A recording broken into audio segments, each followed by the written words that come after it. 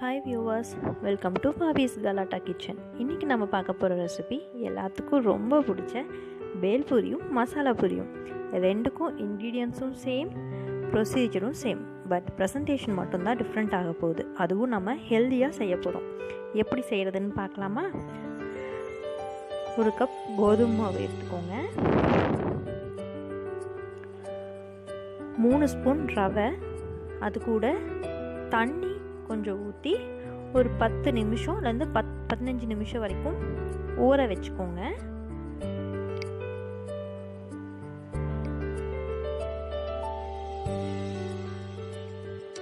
அடுத்ததாக ஒரு பாத்திரம் எடுத்துக்கலாம். அதில் இந்த கோதுமை மாவை கொட்டி இந்த மாவுக்கு தேவையான அளவு உப்பு கொஞ்சம் சேர்த்துக்கலாம்.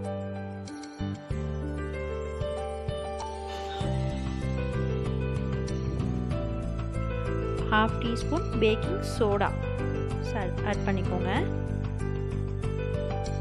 அப்புறம் நம்ம ஊற வச்சிருக்க அந்த ரவையை சேர்த்திக்கோங்க. கொஞ்சம் தண்ணி ஆட் பண்ணிக்கலாம். ஸோ இது எல்லாத்தையும் நல்லா மிக்ஸ் பண்ணிக்கோங்க. கொஞ்சம் எண்ணெய் ஊற்றிட்டிங்கன்னா நல்லா சாஃப்டாக வரும். ஸோ இது எல்லாத்தையும் சேர்த்து ஒரு சப்பாத்தி மாவு கன்சிஸ்டன்சிக்கு பிசைஞ்சு எடுத்து வச்சுக்கலாம். இதோட 30 மினிட்ஸ் அப்படியே வச்சிடலாம் மூடி போட்டு. அடுத்து குக்கரில் சன்னா டாலும், ஒரு உருளைக்கிழங்கு, உப்பு, மஞ்சத்தூள், இது தண்ணி ஊற்றி வேக வச்சு எடுத்துக்கலாம்.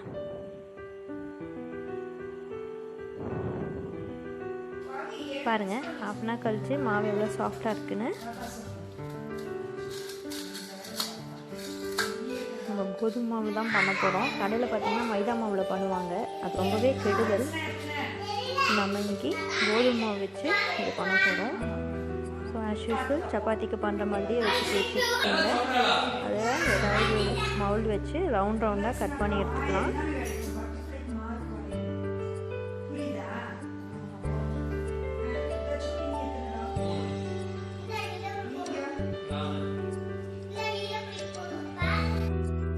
ஸோ அந்த மவுல்ஸ் எல்லாம் எடுத்து நல்லா பூரி மாதிரி பொரிச்சு எடுத்துக்கலாம்.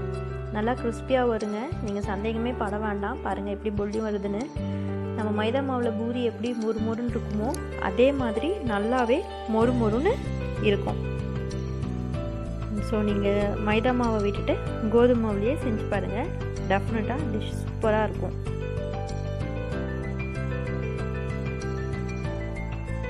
ஸோ நல்லா பொரிஞ்சிருச்சு. பார்த்தாவே தெரியும் எப்படி உப்பி வந்திருக்குன்னு.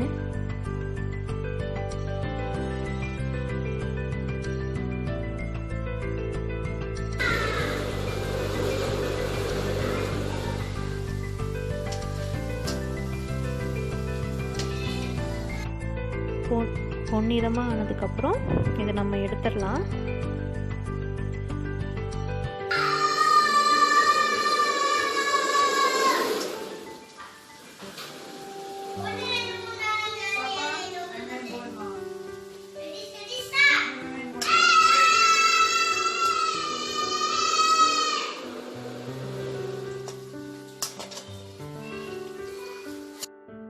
பேல் பூரிக்கு தேவையான பூரி ரெடி ஆயிடுச்சு.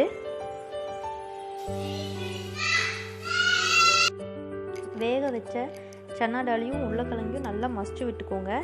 இது பார்த்திங்கன்னா நல்லா ஒரு 4-5 விசிலே விடலாம். ஏன்னா நம்ம இதை எப்படி இருந்தாலும் மசிச்சு தான் எடுத்துக்க போகிறோம்.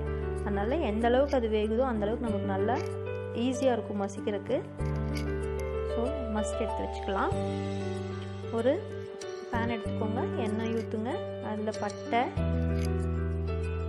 கிராம்பு 3, சோம்பு ½ ஸ்பூன்,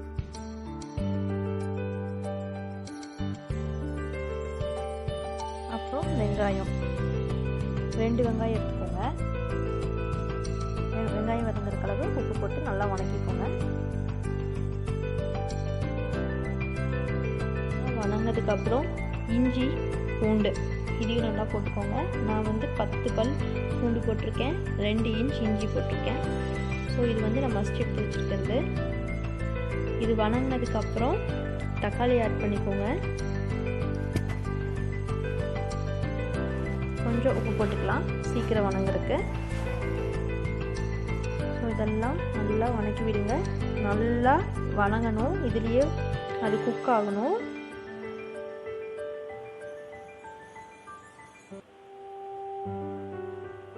நல்லா வணங்கிடுச்சு. இந்த ஸ்டேஜில் 3 பச்சை மிளகா, 1/2 ஸ்பூன் குருமிளகு, கொத்தமல்லி போட்டு ஒரு வணக்கி அரைச்சிடலாம் தண்ணி ஊற்றி. அடுத்து ஒரு மறுபடியும் பேன் எடுத்துகிட்டு நல்லா எண்ணெய் ஊற்றி கடுகு போட்டு பொரிஞ்சிடும். மஞ்சத்தூள் ஆட் பண்ணுங்க ஒரு 1/2 ஸ்பூன். அதுக்கப்புறம் நம்ம இப்போ அரைச்சி வச்சுருக்க அந்த பேஸ்ட்டை ஊற்றிடலாம். பேஸ்ட் வந்து நல்லா வணங்கணும், அந்த எண்ணெய் திரிகிற அளவுக்கு வணக்கிடுங்க. அதுக்கப்புறம் மசிச்சு வச்சுருக்க சன்னா டால் உருளைக்கிழங்கு அதை போட்டு நல்லா கொதிக்க விடணும்.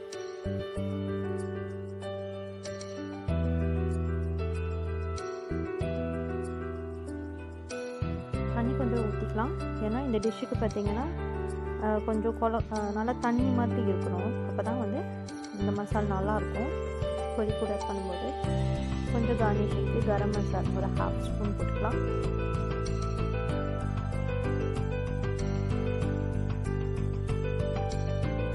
நல்லா கலரி விட்டுக்கோங்க.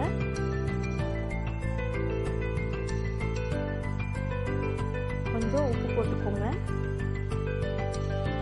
கொதி வந்தோடனே கொத்தமல்லி தூவி இறக்குனீங்கன்னா நம்மளுடைய மசாலா ரெடி.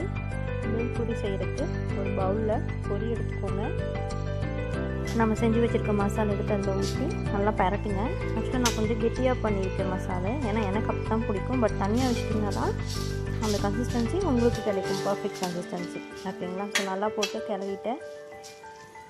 அதுக்கு மேலே நம்ம செஞ்சு வச்சுருக்க பூரி பார்த்தீங்களா, கோதுமாவில் செஞ்சாலும் எந்த அளவுக்கு அது க்ரன்ச்சியாக இருக்குதுன்னு உங்களுக்கு பார்த்தாவே தெரியும். நல்லா சுக்கு நூறாக உடையுது. ஸோ கோதுமையிலேயே பண்ணுங்கள், மைதா அவாய்ட் பண்ணிடுங்க.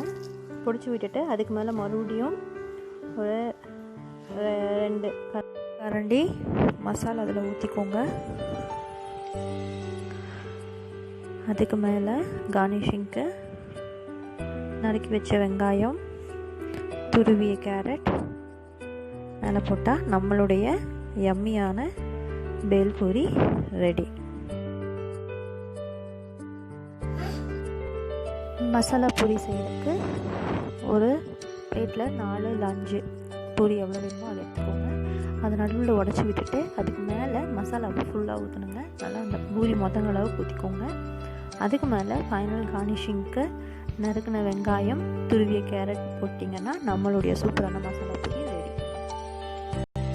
ஸோ இது வரைக்கும் நம்ம கடையில் வாங்கிட்டு வந்த பேல் பூரி மசாலா பூரி எப்படி வீட்லேயே செய்கிறதுன்னு பார்த்தோம்.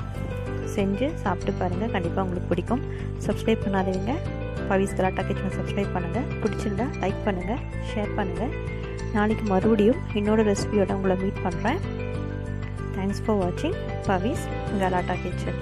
மறக்காமல் செஞ்சு பாருங்கள். நன்றி.